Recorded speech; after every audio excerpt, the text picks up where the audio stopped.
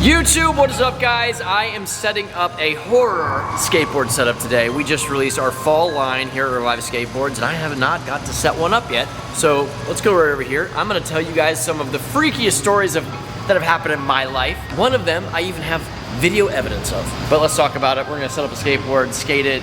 It's fall, it's Halloween. It's the spooky season. It's fun. Let's do this. Oh! All right, this beauty right here, look at it.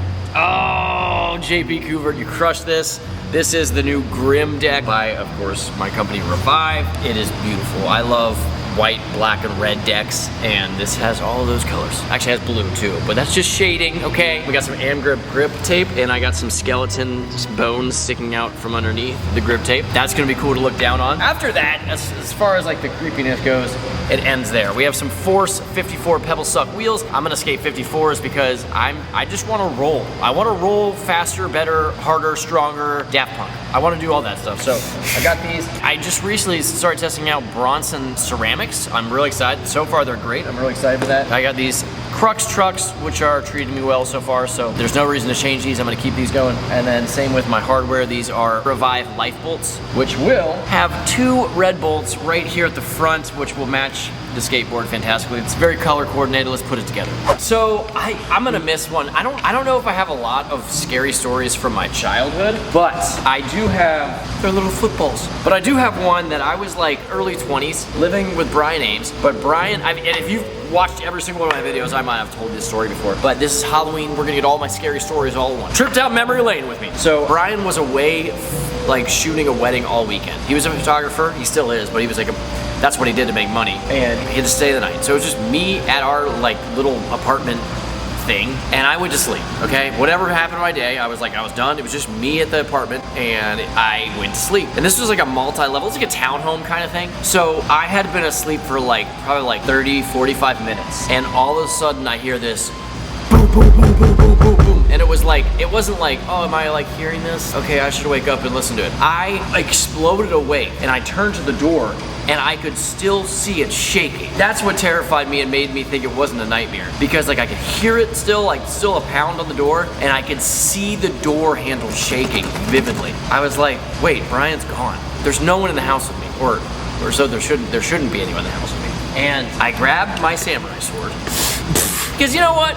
Not that I had a gun, but I'm like, if you're breaking into a house and you see someone with a samurai sword, they're gonna be like, holy crap, they're gonna cut me in pieces. I don't know. It's just a weird thing to be, you know, not a baseball bat, not a gun, a samurai sword. I couldn't find anybody in the house. I was like, was it a ghost? Was I crazy? Did I dream it all up? But I swear, it was so scary. That's that story, that's it. I went back to sleep and I was fine. The next morning, I was like, that happened. I was like, for sure. All right, so here at the warehouse, we actually have a ton of creepy stories, and it hasn't happened in a long time, but when we first moved in here, we were in another room, and at one point, like, we always talked about, like, hey man, do you hear noises? Like, especially at night. We're like, yeah, like, it gets creepy here at night. We're like, all right, whatever. Nowadays, we don't come here at night as much, but like, I would work weird hours, and so after hearing weird noises, it was like, whatever, okay. I heard a noise behind me in the warehouse. I was working alone, I heard a noise, and I turned, and I saw a box move. Like, it was literally like, yeah, this is for serious. I saw a box move like a foot, like it just moved. And it was a board box. And I walked over to it and I put it up, and there was like, I was like, is there a rodent underneath it? Like, nothing. It was so weird. So the one I actually have proof of is that we had a doorbell in the first warehouse, and it just started ringing one day. You know, at first when it rang, I was like, somebody's at my door. So I'd walk over to the end of the warehouse and I'd open it up. No one was there. And the way our building is, you can't really like ring and run us because there's nowhere to run. Like, you'd have to be like literally the Flash, and there was nobody. So eventually I was like, all right, screw it, I'm gonna film this. And if you go to my YouTube channel and type in like haunted warehouse, it'll probably come up. It's an old update video where I'm talking, but I totally have it on film where it's the doorbell's ringing and I walk over to it and open the door and there's no one there. It's crazy to actually have footage of something. I wasn't that creeped out, honestly. Like, the box moving was like, when you get older, you just get interested. You're like, oh cool, I've got a ghost, where is he?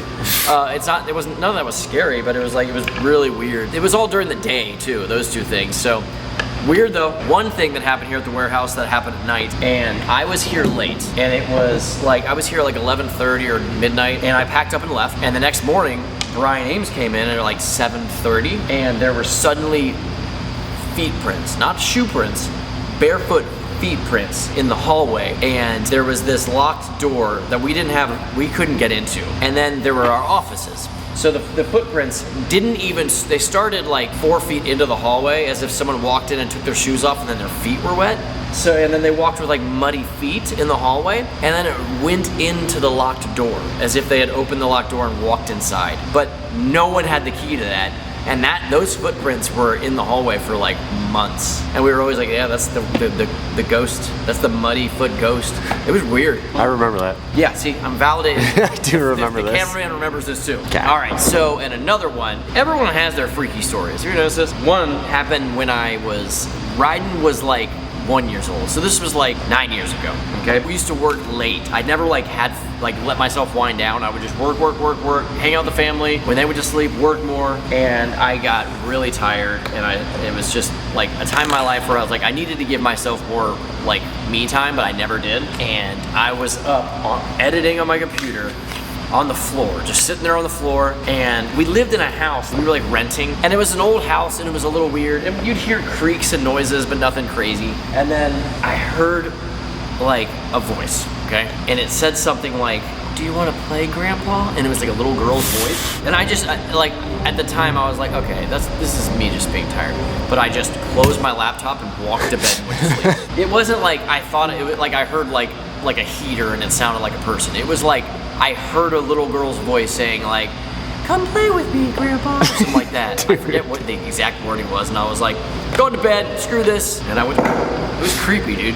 And we are terrifyingly done. All right, so if I think about a whole array of scary stories that have happened in my life, I'll do a sequel to this, but this might be it. Or maybe like in the next year of my life, scary things will happen. This is it. Look at this. Look how beautiful this is. Scary skateboard. All right, let's test this baby out and see what she's made of. That's a story for next year. All right, so kickflip test. So I haven't skated in like 5 days, which is rare for me. So don't judge me if I suck too much, okay? We're gonna get it going.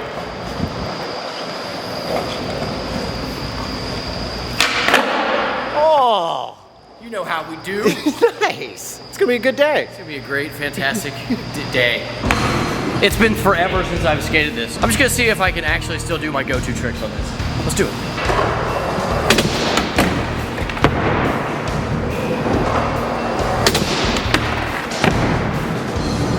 No side two shuffle. Okay. Why don't you make that a little better? I'll smooth it up. Okay.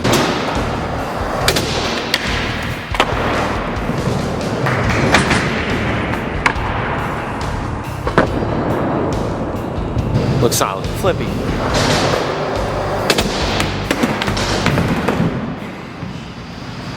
Wrong foot, wrong time, wrong place.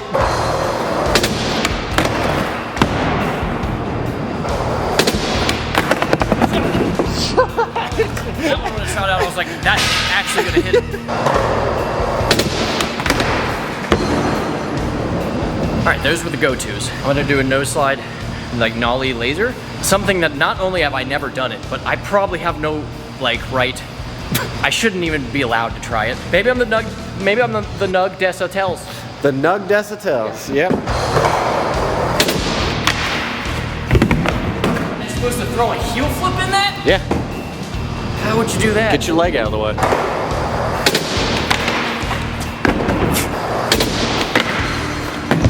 I have no idea how you would try to heel flip.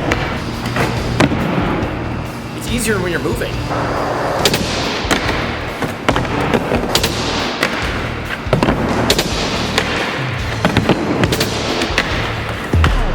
All right, well, clearly I'm light years away from that trick, but the skateboard feels fantastic. I was a little skeptical about going up a wheel size because that always takes a second to get used to, but feels good. So this board is fantastic. You can get this board and all this stuff at theshredcourse.com. It's my online skate shop. We have you for anything to start skateboarding, and also if you already have a board or need something specific to continue skateboarding. But if you have a local shop, please support them. They can always carry our gear. If you don't have a shop or they refuse, we are here for you at theshredcourse.com. That is it. I hope you have a fantastic time skateboarding.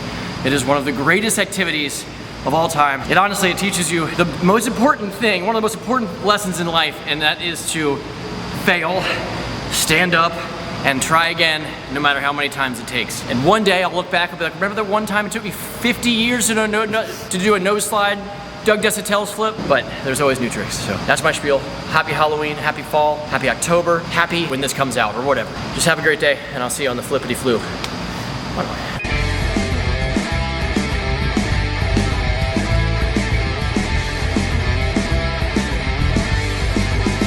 One day, I'm gonna look in the mirror and I'm gonna look like Ned Flanders. I'm not even like a Simpsons watcher, but I know that's, if I keep saying flippity flu, that's the path I'm taking. Granted, he's like the only nice guy in Simpsons, right? To be debated.